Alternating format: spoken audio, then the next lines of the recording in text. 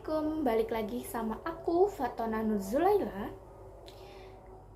Kali ini, sebelumnya nih ya, kayaknya udah lama gak sih kita gak ngobrol-ngobrol.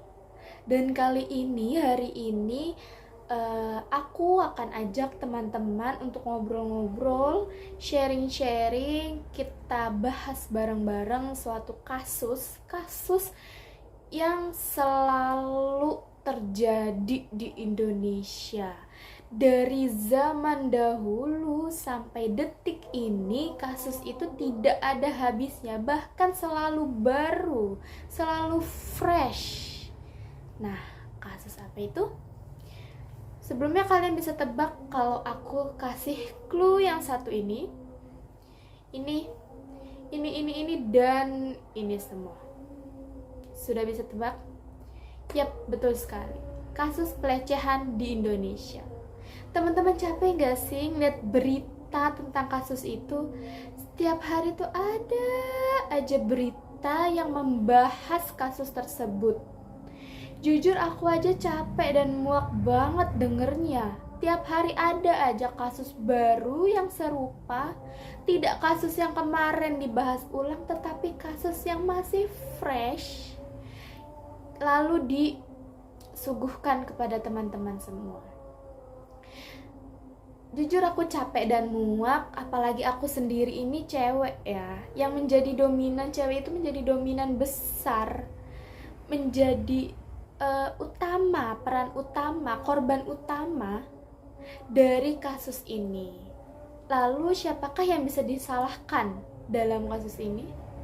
Mari kita bahas bersama-sama hal ini secara singkat.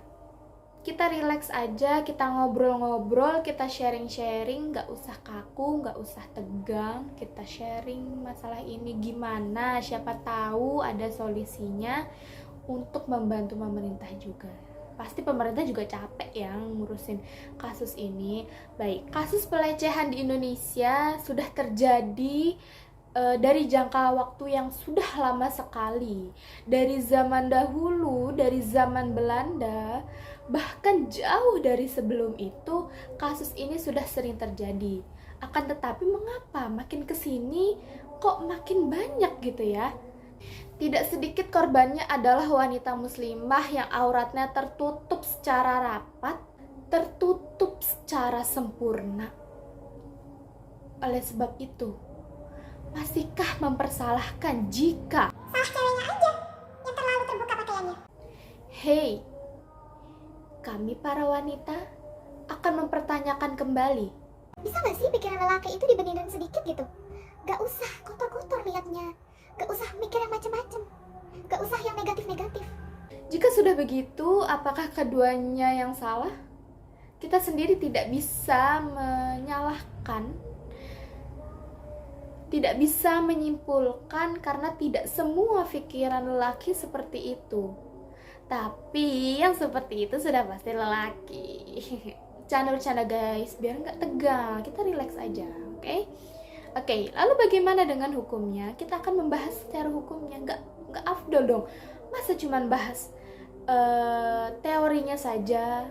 Apakah ada salah dari pemerintahnya? Pemerintah lagi gitu kan ya. Oke.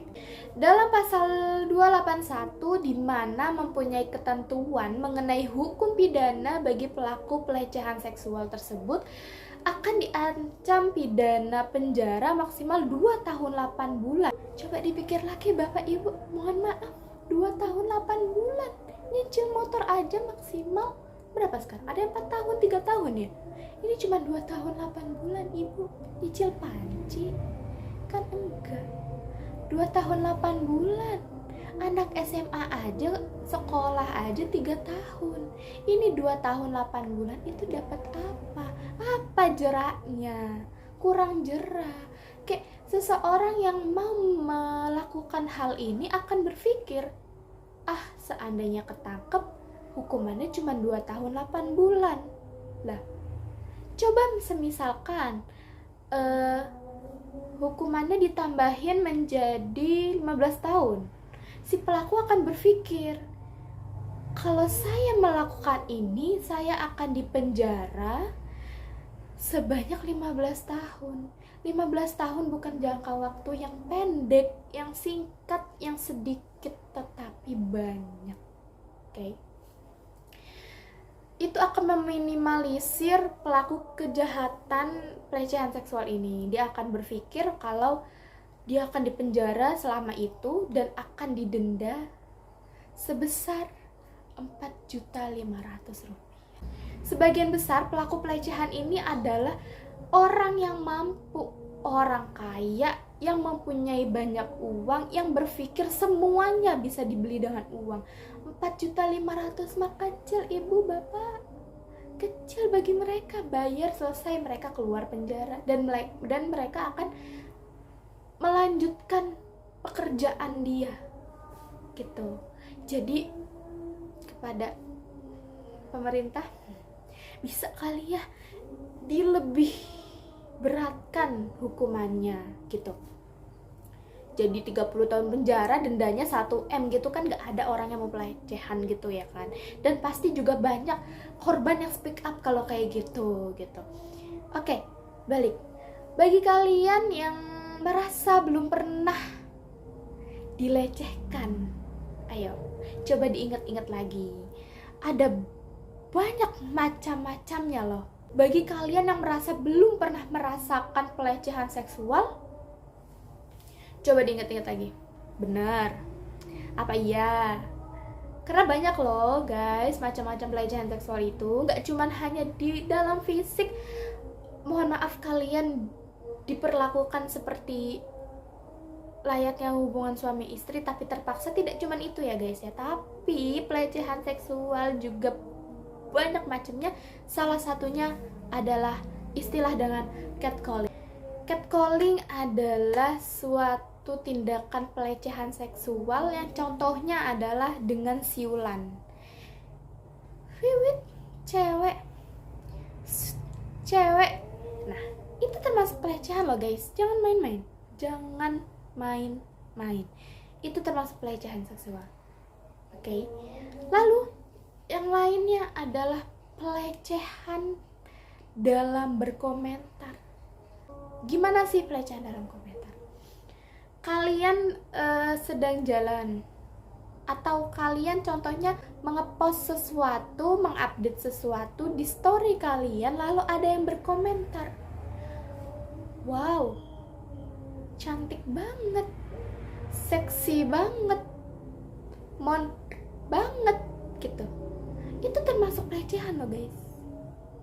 Ya, itu termasuk pelecehan.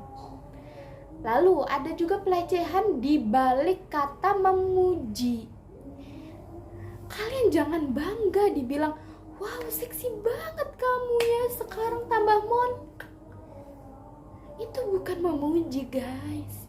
Itu melecehkanmu, tapi dengan cara dikemas cara baik.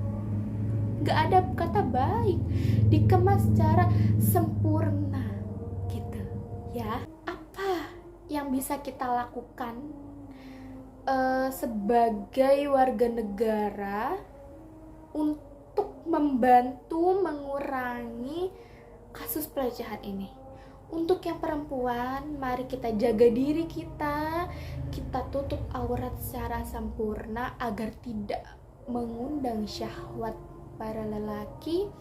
Lalu yang lainnya juga tidak tidak senang tidak caper gitulah ya guys ya. Kalau zaman sekarang tidak caper, kayak kalian jalan di depan anak cowok tuh sengaja digini-giniin dadanya gitu kan. Jangan ya guys ya. Kita jaga dirinya, pakai bajunya yang longgar-longgar aja, jangan yang ketat-ketat. Lalu untuk para lelakinya dijaga pandangannya, dijaga syahwatnya, dijaga matanya, dijaga pikirannya. Bisa gak usah berpikiran selalu negatif gitu ya guys ya. Kayak ada cewek lewat, ya udah biarin aja, selagi dia nggak nggak nyenggol kamu, nggak kayak cowok lihat nih gue kayak gitu, nggak ada cewek begitu, nggak tahu sih ya. Kayak gitu, tidak usah Tidak usah, pokoknya jaga pandangan, jaga mata, jaga pikiran untuk selalu berpositif thinking dan tidak bernegatif thinking. Oke, untuk pemerintahnya coba hukumannya dan dendanya bisa dilebih beratkan lagi. Dan jangan ada kata korupsi. Pelecehan seksual banyak lolos karena si pelaku membayar hakim, membayar apa ya namanya, pokoknya menyogok saat si korban sudah melakukan pengaduan ke pihak yang berwajib gitu. Lalu si korban juga jangan mau disuap oleh pelaku. Ibarat gini, si pelaku sudah mau dapat hukuman tapi pelaku mengiming-imingi korban, udah deh, lu bebasin gua, cabut tuntutannya nih, gua kasih segini. Jangan guys, jangan. Itu harga diri kalian itu dibayar. Apa bedanya kalian sama yang di luar sana? Oke guys. Oke, mungkin segitu dulu cakap-cakap kita hari ini, obrolan kita hari ini, sharing-sharing kita hari ini. Semoga bisa bermanfaat. See you next time and bye-bye. Wassalamualaikum.